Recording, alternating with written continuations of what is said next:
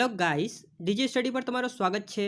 આજના વિડીયોમાં આપણે ધોરણ 9માં જે તમારો ગણિત સબ્જેક્ટ છે તેમાં આપણે કેટલાક મોસ્ટ આઈએમપી પ્રશ્નો જોઈ લઈએ કે જેમાં તમને એક્ઝામમાં પૂછાવાની શક્યતા ખૂબ જ વધારે છે। તો આપણે જોઈએ તો આ જે અહીંયા આપણે આઈએમપી આપીએ છીએ મિત્રો, આ પોતાની અનુભવને આધારે આપણે આઈએમપી આપીએ છીએ કે જેમ તમને પેપર સેટ થઈ શકે એ આધારે તમને આઈએમપી આપીએ છીએ। તો એમાં આપણે પહેલા પ્રકરણની વાત કરીએ તો વિભાગ બીમાં જે તમારો પહેલો પ્રકરણ છે મિત્રો, આ જે ચેપ્ટર છે આ ચેપ્ટરમાંથી તમને જે છે ને એ કિંમત શોધવાવાળા સવાલો તમને વધારે પ્રમાણમાં પૂછી શકે છે। તો અહીંયા જે કિંમત શોધવાવાળી વાત કરીએ તો એ તમારો જે પહેલા નંબરનો પ્રશ્ન છે એ ટાઈપનો તમને પ્રશ્ન પૂછી શકાય એની સંભાવના ખૂબ જ વધારે છે।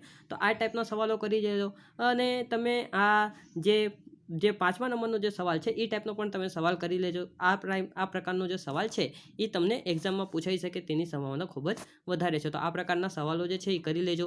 એવી રીતે વાત કરીએ તો બીજા નંબરના પ્રકરણમાં તો મિત્રો અહીંયાથી છે તમને વિસ્તરણ પ્રકારનો જે છે એ તમને સવાલ પૂછવામાં આવશે। તો જેટલા પણ તમારા નિત્યસમ હશે એ તમે ક્લિયર કરી લેજો, તો નિત્યસમમાંથી તમને સવાલ આવી શકે છે।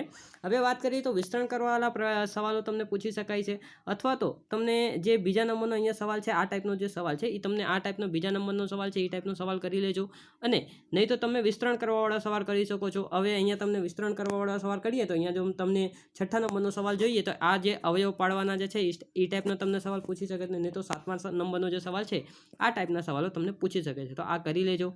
એવી રીતે પ્રકરણ નંબર 4ની વાત કરીએ તો આ પ્રકરણ નંબર 4માંથી જે છે તમને જે કેની કિંમત છે એ કેની કિંમત શોધવાવાળો જે સવાલ છે એ તમને પૂછી શકાય છે। તો અહીંયા તમારો જે બીજો અને ત્રીજો નંબરનો સવાલ છે એ ટાઈપનો સવાલ તમને પૂછાવાની શક્યતા વધારે છે, તો આ ટાઈપના સવાલો કરી લેજો। અને એની સાથે સાથે જે તમે કોઈ સમીકરણના ઉકેલ શોધવાવાળો તમને સવાલ પૂછી શકે છે, જેમ કે અહીંયા પાંચમા નંબરનો સવાલ છે એ ટાઈપનો સવાલ તમને પૂછી શકે છે, તો આ ટાઈપનો સવાલ તમે કરી લેજો।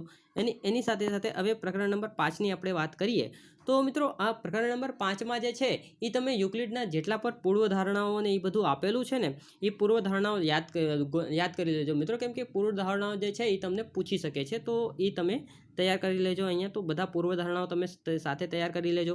એવી રીતે વાત કરીએ પ્રકરણ નંબર 7ની તો પ્રકરણ નંબર 7માંથી તમને શું કયું પૂછી શકાય છે મિત્રો, તો અહીંયા જે પ્રકરણ નંબર 7માંથી જે છે એ તમને જે અહીંયા સાતમા નંબરનું છઠ્ઠો અને સાતમા નંબરનો સવાલ છે આ ટાઈપનો સવાલ જે છે એ તમને પૂછી શકે છે, તો આ સવાલો જે છે એ તમે કરી લેજો ખાસ।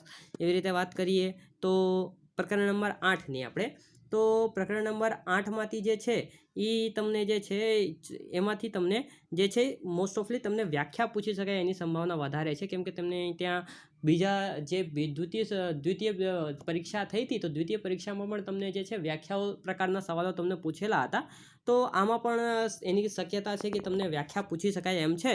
તો તમે આ જે સમલંબ અને આ જે છઠ્ઠો અને સાતમા નંબરનો સવાલ છે એ ટાઈપનો સવાલ તમે કરી લેજો, તો આમાંથી તમને આ સવાલો પૂછી શકે છે। નહીં તો પછી જે તમને ચતુષ્કોણના જે ખૂણાનો ગુણોત્તર તમને આપી દેશે એના પરથી ખૂણાનું માપ તમને શોધવાનું હશે એ ટાઈપનો સવાલ તમને પૂછશે। એવી રીતે પ્રકરણ નંબર 10ની વાત કરીએ તો પ્રકરણ નંબર 10માં જે છે એ તમે એમાં પણ તમને જે છે પરિભાષાઓ કે વ્યાખ્યાઓ કરી લેજો। એમાંથી હવે આ બે ચેપ્ટરમાંથી કાંઈક ને કાંઈક તમને જે છે એ એક્ઝામમાં પૂછી શકે એની સંભાવના છે। એની સાથે સાથે પહેલા નંબરનો જે સવાલ છે એ પણ તમે કરી શકો છો। એવી રીતે વાત કરીએ આપણે તો વિભાગ Cની તો મિત્રો યાદ રાખજો કે વિભાગ Cમાં જે છે એ પ્રકરણ નંબર 6 છે, તો આપણે આદર્શ પ્રશ્નપત્રને એના પ્રમાણે વાત કરીએ તો આ જે વિભાગ C છે ને એમાંથી પ્રકરણ નંબર 6માંથી તમને 2 સવાલ પૂછવામાં આવશે। એમ ટોટલ તો વિભાગ Cમાં તમને 9 સવાલ પૂછવામાં આવશે ને 9માંથી તમને કોઈ પણ 6 સવાલના જવાબ તમને લખવાનો રહેશે, 3 ગુણના સવાલો આવશે। તો આમાંથી જે છે તમે પ્રકરણ નંબર 6ની વાત કરી તો પ્રકરણ નંબર 6માંથી તમને 2 સવાલો પૂછવામાં આવશે, તો 2 સવાલોમાં તમે કયા સવાલો કરી શકો છો એમ છો મિત્રો। તો વાત કરીએ તો એમાંથી જે છઠ્ઠા અને સાતમા નંબરનો સવાલ છે આ જે સેમ પ્રકારના સવાલો છે આ સવાલો તમે કરી લેજો, તો આમાંથી જે તમને પૂછાવાની શક્યતા છે। એવી રીતે અહીંયા જે ત્રીજા નંબરનો સવાલ છે એ ટાઈપનો સવાલ પણ તમે કરી લેજો, એમાંથી પણ તમને સવાલ પૂછાઈ શકાય છે। એવી રીતે હવે વાત કરીએ તો પ્રકરણ નંબર 9માં તો મિત્રો અહીંયા જે છે પ્રકરણ નંબર 9માં તમને જોશો તો ખાલી તમને 3 જ સવાલ આપેલો છે। હવે આ 3 સવાલમાંથી એક સવાલ જે છે એ કન્ફર્મ તમને એક્ઝામમાં પૂછાશે, તો આ 3 સવાલ મારા મત પ્રમાણે તમે કરી લેજો, કેમ કે આમાંથી 3 જ સવાલ છે ને 3માંથી એક સવાલ કન્ફર્મ તમને 3 માર્ક્સમાં આવશે, એટલે આ સવાલો તમે કરી લેજો। એની સાથે સાથે વાત કરીએ તો પ્રકરણ નંબર 12ની તો પ્રકરણ નંબર 12માં જે છે મિત્રો આ ચેપ્ટર ખૂબ જ ઇઝી છે, તો તમને આમાંથી એક સવાલ પૂછવામાં આવશે તમે આમાંથી સવાલ કયા કરી શકો છો મિત્રો? તો 5મા નંબરનો સવાલ તમે કરી શકો છો અને એવી રીતે તમે જે અહીંયા 6ઠ્ઠા નંબરનો સવાલ છે, આ 6ઠ્ઠા નંબરનો પણ સવાલ તમે કરી શકો છો. આ ટાઈપના સવાલો જે છે એ તમે કરી લેજો. એની સાથે સાથે હવે વાત કરીએ પ્રકરણ નંબર 13ની. તો મિત્રો અહીંયાથી જે તમારો વિભાગ સી છે, વિભાગ સીમાં જે છે પ્રકરણ નંબર 13માંથી તમને 3 સવાલો પૂછવામાં આવશે. તો હવે 3 સવાલો પૂછવામાં આવશે, તો તેથી તમે અહીંયા જે છે વિભાગ પ્રકરણ નંબર 13નો તો હું મારા મત પ્રમાણે તો તમે બધા સવાલો કરી જ લેજો, કેમ કે આ ચેપ્ટરમાંથી તમને સવાલો વધારે પૂછી શકાય છે. નહીં તો તમે કયા કયા સવાલો કરી શકો છો, તો અહીંયા આપણે વાત કરીએ તો અહીંયા જે તમારો પ્રકરણ નંબર સેક્શન સીની વાત કરીએ 13 નંબરમાં, તો તમે અહીંયા જે છે 6ઠ્ઠા નંબરનો જે સવાલ છે, એવી રીતે જે 5મા નંબરનો સવાલ છે, આ સવાલો તમે કરી લેજો. એવી રીતે તમે જે અહીંયા પહેલા નંબરનો સવાલ છે, આ પ્રકારના સવાલો જે છે એ તમે કરી લેજો. આમાંથી તમને એક્ઝામમાં પૂછવાની સંભાવના ખૂબ જ વધારે છે, તો એ સવાલો તમે ખાસ કરી લેજો. એવી રીતે વાત કરીએ તો પ્રકરણ નંબર 14માં, તો મિત્રો આ ચેપ્ટરમાંથી તમને એક સવાલ પૂછવામાં આવશે અને આને સંભાવના ખૂબ જ વધારે છે કે તમે મધ્યસ્થ અને બહુલક ત્રણેયનો જે છે એ માપ તમને ત્રણેય વસ્તુ પૂછવામાં આવશે.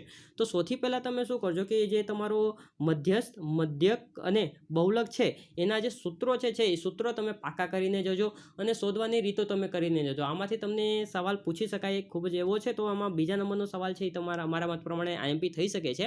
એવી રીતે વાત કરીએ તો પરંતુ તમને અહીંયા જે છે દરેક સરાવમાં તમને મધ્યક, મધ્યસ્થ અને બહુલક શોધો એવા પ્રકારના તમને સવાલ પૂછાશે, તો એ પ્રકારના સવાલ તમે કરી લેજો. એવી રીતે જે 6ઠ્ઠા નંબરનો સવાલ છે એ પણ તમને પૂછાઈ શકે છે, જો તેને પેપર અઘરું કરવું હોય તો. એવી રીતે વાત કરીએ તો પ્રકરણ નંબર 15ની, તો પ્રકરણ નંબર 15માંથી પણ તમને એક સવાલ પૂછવામાં આવશે. તો એક સવાલમાં તમે કયા કરી શકો છો મિત્રો? તો અહીંયા જે દ્વિચક્રી વાહનવાળો જે છે, આ દ્વિચક્રી, ત્રિચક્રી અને ચતુર્ચક્રી વાહન પ્રકારનો જે સવાલ છે એ તમને પ્રથમ પરીક્ષામાં પણ પૂછાયેલો હતો અને આ પરીક્ષામાં પણ તેનો પૂછાવાની શક્યતા વધારે છે, તો આ સવાલ કરી લેજો. એની સાથે સાથે તમને જે પાસાઓ ઉછાળવાની જે છે, આ સંખ્યા તમને પૂછી શકાય છે અને એની સાથે સાથે 5મા નંબરનો જે સવાલ છે એ પ્રકારનો સવાલ કરી લેજો. એમાંથી તમને સવાલ પૂછવાની શક્યતા ખૂબ જ વધારે છે. એવી રીતે વાત કરીએ હવે આપણે વિભાગ ડીની, તો વિભાગ ડીમાંથી તમને કયા પૂછાઈ શકે છે મિત્રો? તો હવે વિભાગ ડી જે છે ને મિત્રો, એમાં તમને ટોટલ 8 સવાલો પૂછવામાં આવશે અને 8 સવાલોમાંથી તમને કોઈ પણ 5 સવાલોના જવાબ તમને લખવાના રહેશે. હવે 8 સવાલો તમને કયા કયા પૂછાઈ શકે છે, તો વાત કરીએ તો પ્રકરણ નંબર 7માંથી. તો પ્રકરણ નંબર 7માંથી મિત્રો આદર્શ પ્રશ્નપત્ર પ્રમાણે વાત કરીએ તો આમાંથી ખાલી એક જ સવાલ તમને પૂછાશે. અમારા મત પ્રમાણે તો આપણા માટે અહીંયા જે તમારું ચેપ્ટર છે, અહીંયા આઈએમપી તમારું જે પ્રમેય બનશે એ તમારું બનશે પ્રમેય નંબર 3. તો પ્રમેય નંબર 3 જે છે એ તમે ખાસ કરી લેજો, એ તમને એક્ઝામમાં પૂછવાની સંભાવના છે. એવી રીતે આપણે વાત કરીએ તો જે અહીંયા 5મા નંબરનો જે સવાલ છે એ પણ તમને પૂછાઈ શકાય છે. તો આ જે છે આ બે પ્રમેય તમે ખાસ કરી લેજો, એક તો પ્રમેય નંબર 3 અને એક તો પ્રમેય નંબર 5. એવી રીતે વાત કરીએ તો પ્રકરણ નંબર 8ની, તો પ્રકરણ નંબર 8માં જે છે એ પ્રકરણ નંબર 8માંથી પણ તમને એક પ્રમેય પૂછવામાં આવશે. હવે એક પ્રમેય મિત્રો એ તમને સહેલું પૂછી શકે એવું છે. તો આપણે વાત કરીએ તો આમાંથી જે છે તમારો 4થા નંબરનો જે પ્રમેય છે એ તમને પૂછી શકાય છે. એવી રીતે તમારો અહીંયા જે 5મા નંબરનો જે પ્રમેય છે એ પણ તમને પૂછી શકાય છે. આ 5મા નંબરનો પ્રમેય પણ ખાસ કરી શકો છો મિત્રો, આ પ્રમેય પૂછવાની શક્યતા વધારે છે, તો એ કરી લેજો. એની સાથે સાથે પ્રકરણ નંબર 10માંથી પણ તમને એક પ્રમેય પૂછવામાં આવશે. હવે એક પ્રમેય તમે કયું કરી શકો છો મિત્રો? તો પ્રકરણ નંબર 10માંથી જે વર્તુળના કેન્દ્રમાંથી જીવાને દોરેલો લંબ છે એ જીવાને દુભાગે છે, આ પ્રમેય કરી લેજો મિત્રો, કેમ કે આ જે છે તમને 10મામાં પણ કામ આવશે. તો આ જે પ્રમેય છે એ ખાસ કરી લેજો, એ તમને ખૂબ જ ઉપયોગી થઈ રહે એવો પ્રમેય છે. એવી રીતે જે છે તમે બીજો સવાલ કયા કરી શકો છો? તો અહીંયા જે છે તમે 3જા નંબરનો સવાલ પણ તમે કરી શકો છો. તો આ જે સવાલો છે તમે ખાસ કરી લેજો. એવી રીતે વાત કરીએ તો પ્રકરણ નંબર 11ની, તો મિત્રો આ જે ચેપ્ટર છે એ તમારા માટે મોસ્ટ આઈએમપી ચેપ્ટર છે મિત્રો, કેમ કે અહીંયા જે છે તમને 4 માર્ક્સના 2 સવાલો તમને પૂછવામાં આવશે. તો હવે અહીંયા 4 માર્ક્સના 2 સવાલો તમને કયા કયા પૂછાઈ શકે એવા હોય, તો આપણે વાત કરીએ તો એક તો એ તમને સહેલું પૂછી શકે છે. તો તમે અહીંયા ખૂણાઓનો જેટલા પણ માપ હશે એ માપ પ્રકારના સવાલો કરીને જાજો, કે 30ના માપનો, 90ના ખૂણાનો માપનો, 45નો ખૂણો, 60નો ખૂણો કેવી રીતે બનાય એ તમે ખૂણાઓના માપ તૈયાર કરીને જાજો. ખૂબ જ સહેલું ચેપ્ટર છે, માર્ક્સ પાસિંગ માર્ક્સ આમાંથી તમને મળી શકે છે. તો તમે અહીંયા જે છે બીજા નંબરનો જે સવાલ છે એ તમે ખાસ કરી લેજો. એ ટાઈપનો સવાલ તમને પૂછી શકાય છે. એવી રીતે જે છે તમે અહીંયા પહેલા નંબરનો સવાલ છે એ પ્રકારનો સવાલ કરી લેજો.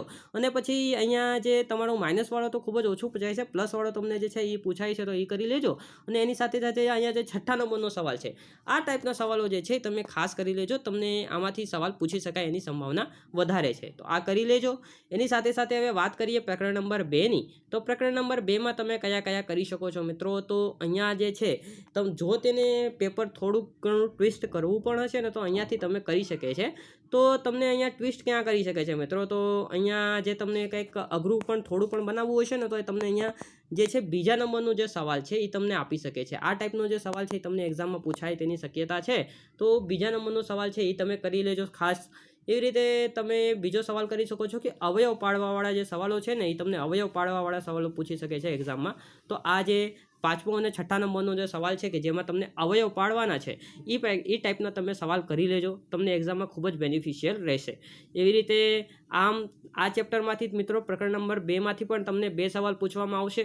તો પ્રકરણ નંબર 2 અને પ્રકરણ નંબર 11 એમાંથી પણ તમને 2 સવાલ પૂછવામાં આવશે. તો આ જે 2 ચેપ્ટર છે એમાં પણ તમે ભાર વધારે રાખજો, કેમ કે તમને અહીંયાથી વધારે માર્ક્સ મળી શકે છે.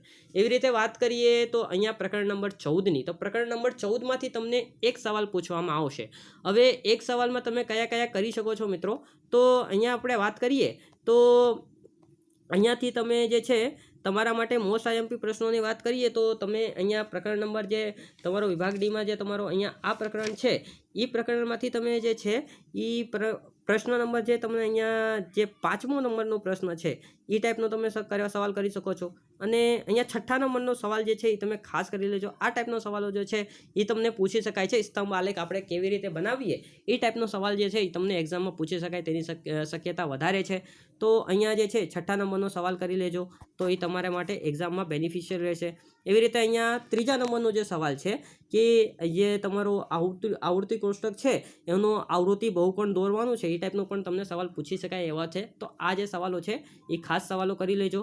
તો અને આ જે તમારો અહીંયા આઈએમપી આપેલો છે તો તમે અહીંયા જ્યારે તમારો એક્ઝામ પૂરું થઈ જાય પછી કમેન્ટ કરીને અમે જરૂર બતાવજો કે તમને આઈએમપીમાંથી કેટલા સવાલો પૂછાયેલા છે. તો finally this is the end of our lecture. Thanks for watching this and God bless you all.